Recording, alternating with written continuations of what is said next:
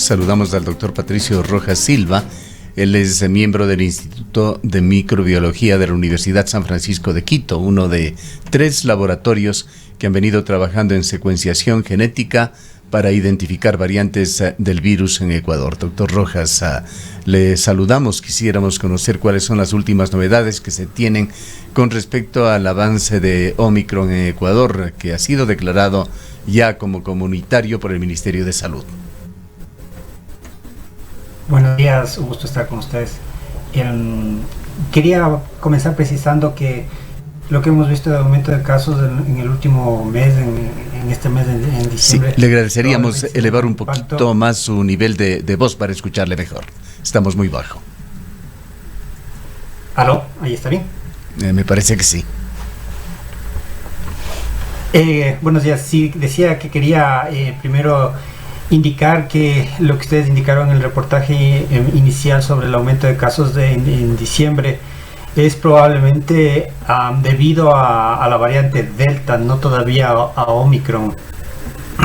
Desde nosotros hemos venido colaborando con el proceso de secuenciamiento desde el inicio de la pandemia, y en las últimas semanas lo que hemos visto es realmente una predominancia de la variante Delta en muestras que nos llegan desde todo el país, no solo desde Quito. Nosotros no solo hacemos un procesamiento de las muestras de Quito, sino de varias zonas del país.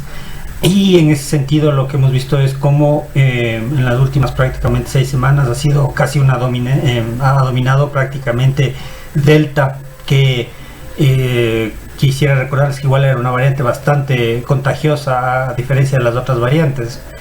En referencia a Omicron, hemos detectado ya algunos casos de diferentes personas, todas en Quito. Esto sí, no hemos todavía visto de muestras que nos hayan llegado de fuera de Quito.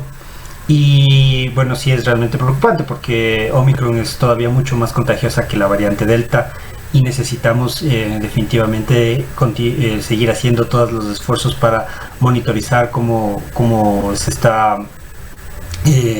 comportando esta variante en nuestro país. Doctor Rojas, muy buenos días.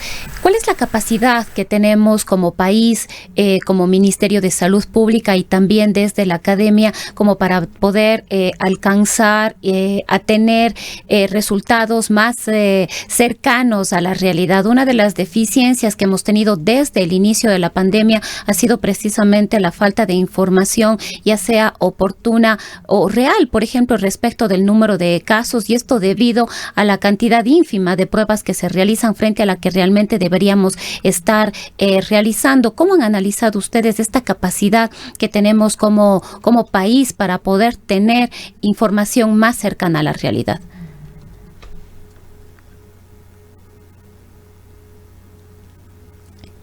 Parece que sí. Tuvimos... Pero la imagen... sí, ahí. Ahora sí estamos. No sé si escuchó. No sé si usted me pudo escuchar. Sí, le escuché. Sí, definitivamente un gran problema ha sido el déficit que hemos tenido en cuanto a hacer el diagnóstico mediante PCR. Y ahora disponemos también de pruebas de antígenos que son bastante buenas, las pruebas rápidas que se llaman, que no son las pruebas iniciales que eran de anticuerpos, es otra cosa, y eso no tiene nada que ver con lo que pasaba el año anterior. Pero ahora se dispone de tecnología con las pruebas de antígenos. Y eso ha sido tanto un problema del gobierno anterior, que realmente ellos deberían haber implementado toda una campaña agresiva para tener un diagnóstico pleno, y que eso podría estar funcionando ahora. Pero también ha sido un déficit del gobierno actual. Necesitamos mejorar la capacidad diagnóstica para poder tener una idea más clara de cuál es el impacto real de la pandemia.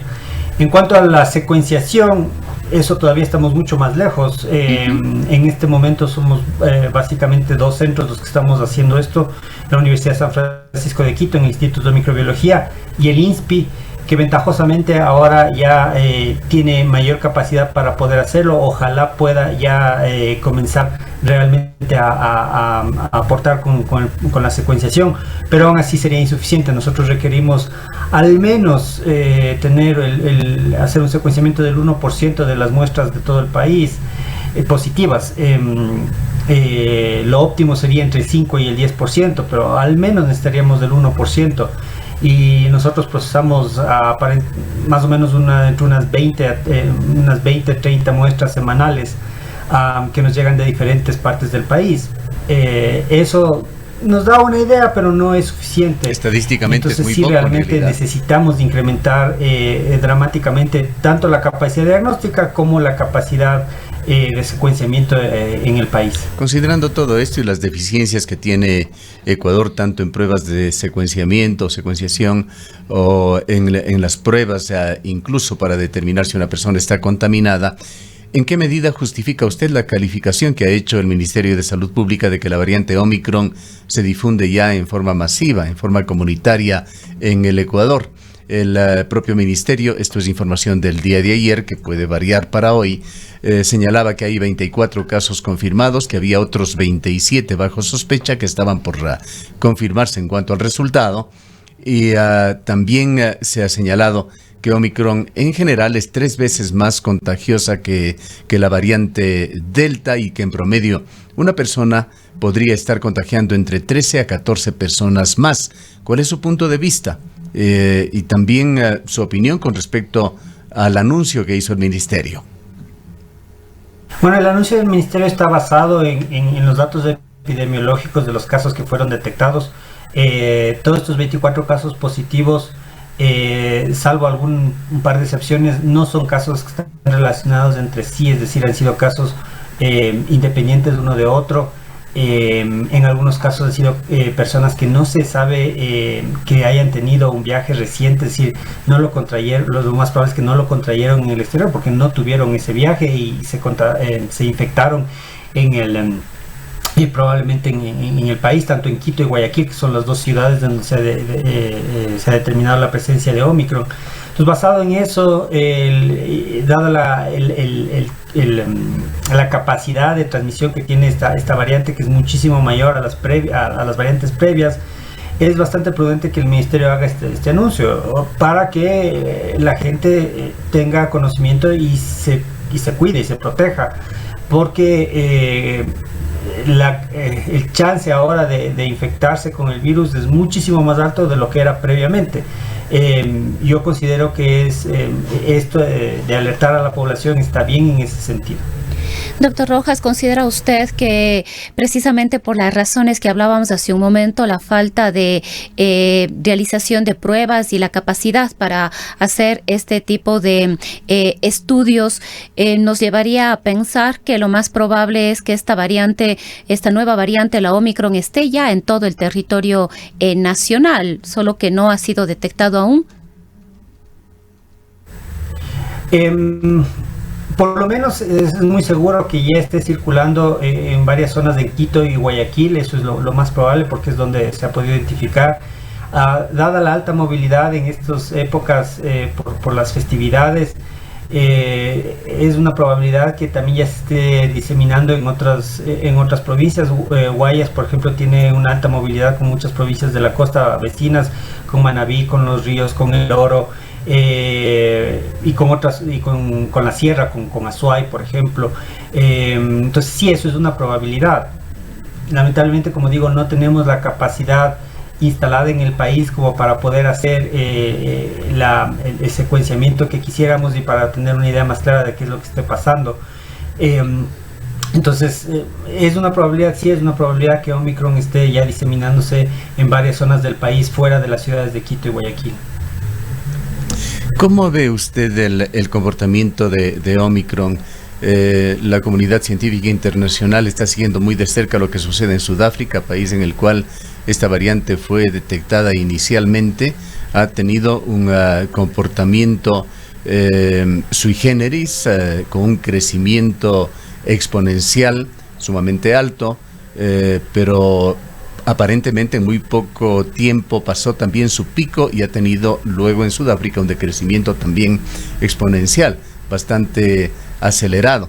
Sudáfrica no es de los países que se caracteriza por un alto porcentaje de su población vacunada, y esto ha abierto de alguna manera esperanzas en el mundo con respecto a este comportamiento. Diversas lecturas se hacen sobre este tema, aunque también coinciden los científicos en el sentido de que es muy temprano para llegar a conclusiones. ¿Qué piensa usted en todo caso sobre este comportamiento de la variante allá en Sudáfrica, que se ha convertido en una especie de laboratorio mundial? Sí, tenemos datos de Sudáfrica, pero también tenemos datos de Gran Bretaña. En Sudáfrica efectivamente ha ocurrido esto. Probablemente se deba a que hubo un cambio en el comportamiento bastante agresivo en la población, en donde hubo la alerta de esta variante, y el gobierno decidió implementar algunas medidas que probablemente eso ayudaron a controlar la transmisión. Tenemos que ser bastante cautos y no pensar que esto vaya a suceder en otras partes del mundo. Tanto en Estados Unidos como en Gran Bretaña, algo que se ha visto es que los niños están infectándose como era de esperarse, pero también están yendo a los hospitales en mayor cantidad de lo que se había visto previamente, y eso también hay que tener bastante cuidado. En nuestro país hemos tenido una campaña de vacunación ya desde los 5 años. Esperamos que eso nos brinde alguna protección. Sin embargo, no podemos concluir realmente mayor cosa, porque el comportamiento puede variar de zona geográfica.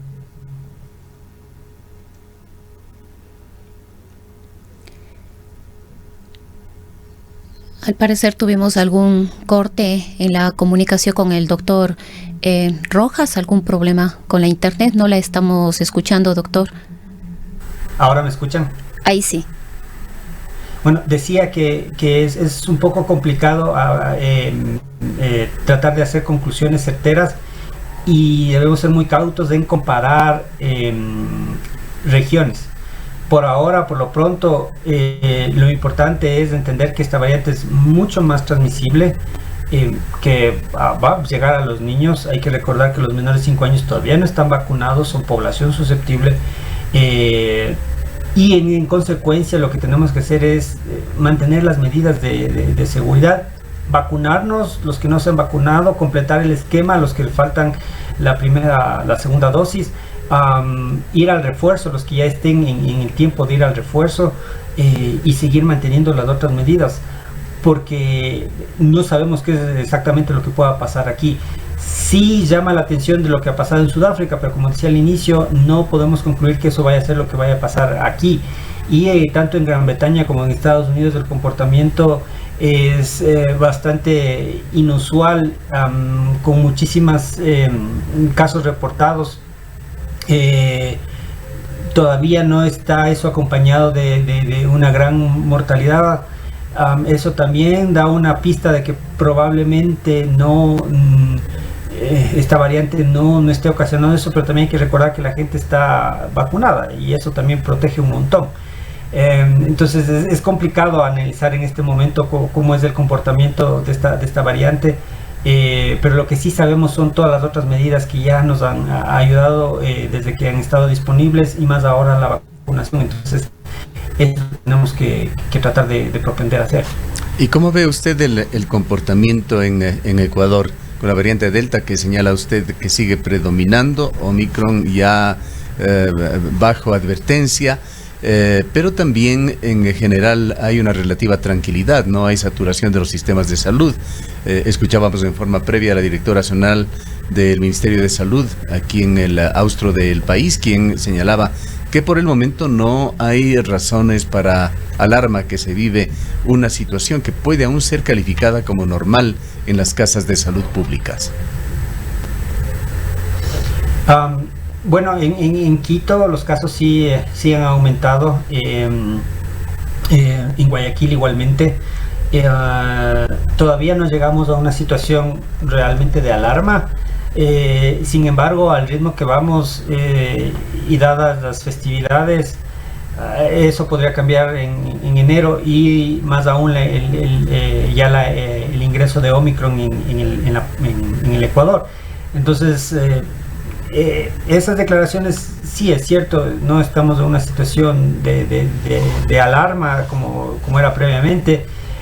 Sin embargo, no debemos confiarnos y no debemos pensar que, bueno, entonces como Omicron es más leve, o como se ha dicho varias veces que no es cierto, como los hospitales están bien, entonces no va a pasar nada. Esta situación puede cambiar de un día para el otro, y que los hospitales se lleguen a saturar es siempre un problema, no solo para los pacientes con COVID-19, sino para los pacientes con otras enfermedades, porque eso quiere decir que no van a poder ser atendidos adecuadamente y pueden comenzar a fallecer o a complicarse los pacientes con otras patologías. Entonces hay que ser bastante cautos y hay que cumplir las medidas para poder disminuir el impacto que pueda tener Delta en este momento, o Omicron en las siguientes semanas. Doctor Rojas, todavía existen algunas preocupaciones respecto de las vacunas. Hay personas que todavía no se han colocado ni siquiera una sola dosis, mientras que en otros países ya estamos hablando de la cuarta e incluso una quinta dosis de refuerzo para poder enfrentar la pandemia. ¿Qué nos puede decir usted respecto de esto? Hace un momento usted decía que es necesario que la gente acuda a vacunarse, pero la gente dice, si me vacuno, igual voy a enfermar, igual puedo morir. Me vacuno, no me vacuno, voy a tener que vacunarme cada año, cada 6 meses. ¿Cuáles son las reflexiones que debemos tener en este momento respecto de la vacuna? Bueno, vivimos en un momento histórico en el que en un cortísimo tiempo hemos podido desarrollar una vacuna contra un patógeno que es bastante agresivo. Imagínense cómo sería nuestra situación si no tuviéramos la vacuna y no tuviéramos las otras medidas de prevención, no sabríamos cómo se transmite. Entonces eso tenemos que resaltar. Las vacunas son bastante seguras, las vacunas pasaron todas las pruebas previas, todos los estudios necesarios, ¿sí? Cualquier vacuna está autorizada y tiene la certificación de que ha sido probada y de que sobre todo evita enfermedad grave y evita la muerte. Sin embargo, con el aparecimiento de las variantes, la eficacia de la vacuna ha ido disminuyendo paulatinamente. Y eso no es un problema de la vacuna, es un problema de que hemos dejado, la humanidad como tal, los gobiernos, la población en general, que el virus siga infectando miles de gente, millones de personas, se produzcan estas variantes, y con cada variante que aparece probablemente la eficacia de las vacunas va disminuyendo. Por eso tenemos que ir actualizando las vacunas. Con influenza recibimos o debemos recibir al menos un refuerzo cada año, porque el virus cambia. Esto pasa lo mismo con este coronavirus, y va a seguir pasando si es que nosotros seguimos dejando que millones de gente se sigan infectando, que no tengan la vacuna, que no se quieran vacunar. Y obviamente que vamos a tener que tener refuerzos. Una persona con la vacuna, sí es cierto que se puede infectar, pero su chance es mucho menor que con una persona no vacunada. Es cierto que puede enfermarse, sí, pero esa chance es mucho menor. Es cierto que podría fallecer, sí, pero esa chance es mucho menor que una persona no vacunada. La mayoría de las personas que están en los hospitales, de los datos que tenemos, no de nuestro país lamentablemente, pero sí de otros países, la gran mayoría son personas no vacunadas o parcialmente vacunadas. Esas son las personas que terminan en cuidados intensivos, que terminan falleciendo, ¿sí? ¿Qué más me protege la vacuna? De no tener un COVID crónico. Eso es otro problema y eso no se habla comúnmente. Muchas personas con la infección, inclusive leve, van a desarrollar complicaciones posteriores, lo que se llama el COVID crónico. La vacuna también me va a proteger contra eso. Pero siempre hablamos de porcentajes, nunca hemos hablado de que esto es 100% efectivo, porque no existe nada 100% efectivo. Pero si yo sumo la vacuna más las otras medidas de bioprotección, los chances se disminuyen drásticamente. En biología nunca podemos asegurar, ni en medicina tampoco, que las cosas son 100% efectivas, no se puede hacer eso. Y por eso siempre los médicos, los científicos hablamos en porcentajes, en chance en probabilidades. Y la probabilidad de que una persona vacunada completamente con su esquema y ahora con refuerzo tenga una enfermedad grave o muera es mucho menor que una persona no vacunada. Que una persona vacunada y con sus refuerzos transmita es menor, 6 veces menor. que una persona no vacunada termine en el hospital y fallezca es mucho más alto. Entonces, si yo no estoy vacunado, yo me estoy jugando eso. Y eso es lo que yo debo comprender. Tenemos que seguir insistiendo en la vacunación, porque esto va a ser lo único que en algún momento va a poder ayudar a controlar la situación en la que estamos viviendo, conjuntamente en este momento con las otras medidas de bioseguridad: el uso de la mascarilla, evitar espacios cerrados, mal ventilados, ventilar espacios cerrados si es que necesito tener que esté trabajando 2 personas, etcétera. Tengo que ventilar esos espacios, mejorar la ventilación, utilizar filtros de aire para limpiar el aire de las partículas virales, mantener el distanciamiento físico, no hacer reuniones innecesarias. Todas estas situaciones son las que, más la vacuna, realmente hacen que el chance de una persona se infecte disminuya dramáticamente, y por lo tanto todas las complicaciones que he mencionado. Doctor Rojas, para concluir con la imagen más clara posible de lo que estamos viviendo actualmente, bien vale la pena hacer una brevísima reseña histórica de todo lo que ha pasado en estos 2 años. Ecuador empezó con grandes improvisaciones. Por fortuna, la pandemia se inició en Asia, luego Europa, demoró algunos días, semanas en llegar a Ecuador, lo que permitió absorber experiencias foráneas. Así todo se dieron enormes errores, improvisaciones, picardías. Recordemos los falsos anuncios de importación de prueba, luego los negociados, el uso de pruebas de mala calidad, los errores del gobierno de Lenín Moreno en implementar un programa de vacunación. Un descalabro realmente en el sistema de salud. En alguna medida esto cambió, o en gran medida deberíamos decir, con el plan de vacunación ya estructurado de mejor manera, en forma efectiva por el gobierno de Guillermo Lasso. Sin embargo, en el tema de pruebas, como usted ha señalado, Ecuador no ha cambiado mucho. Ahora, de cualquier manera, se ha venido realizando un trabajo intenso por parte de sectores oficiales del propio Ministerio de Salud, pero también la comunidad científica ecuatoriana a través de las universidades y el trabajo de médicos particulares. Quisiera preguntarle en el momento actual qué tan sólida está la comunidad científica en Ecuador, cuánto ha aprendido de esta experiencia. Entre otras cosas, señalaba usted que el Instituto Gubernamental ISPIS, con nuevo equipamiento que ha conseguido últimamente, va también a dar su aporte. En pocas palabras, ¿cómo estamos de preparado ahora, en contraste de hace 2 años, para enfrentar lo que queda de la pandemia? Se ha mejorado, sí, no en la medida en la que se hubiera deseado, pero sí ya es una buena noticia que, por ejemplo, un estamento público como el INSPI tenga capacidad para hacer secuenciamiento, una herramienta moderna que no es costosa. No estamos hablando de lo que costaba secuenciar hace 20, 30 años, y que además toda la capacidad instalada que podamos tener tanto en secuenciamiento como en pruebas de PCR es algo que no va a servir exclusivamente para esta emergencia que estamos viviendo.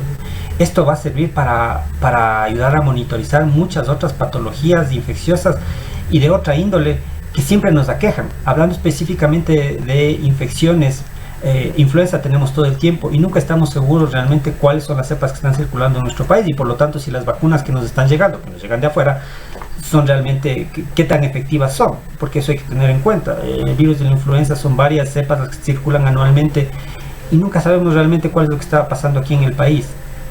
Algo que es más dramático, todos los años escuchamos los brotes de dengue y ahora de Zika y chikungunya, y nuevamente igual no tenemos mucha idea muy claro qué realmente es lo que está pasando en cuanto a cuáles son los tipos de virus, si los virus han cambiado, si han variado, etcétera.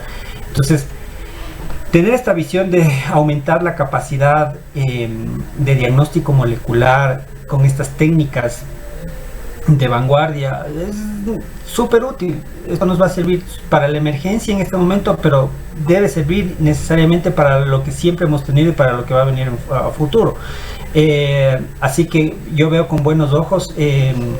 Nosotros hemos con esto, viendo las cosas positivas de esto, hemos podido estrechar lazos con el INSPI, hemos podido con otras universidades colaborar, algo que nunca habíamos podido hacerlo, por ejemplo con la Universidad de Especialidad de Espíritu Santo, con la UTPL en Loja, con la Pontificia Universidad Católica del Ecuador, y lo que se ha hablado con el INSPI es de crear una red, un consorcio, como quieran llamarlo, para que tanto la parte pública como la academia estemos siempre colaborando y estemos monitorizando permanentemente, ayudando en este monitoreo, porque esto debe ser constante. Nosotros tenemos que estar monitoreando todo el tiempo cómo se comportan enfermedades infecciosas en la población humana, en animales domésticos, en animales silvestres.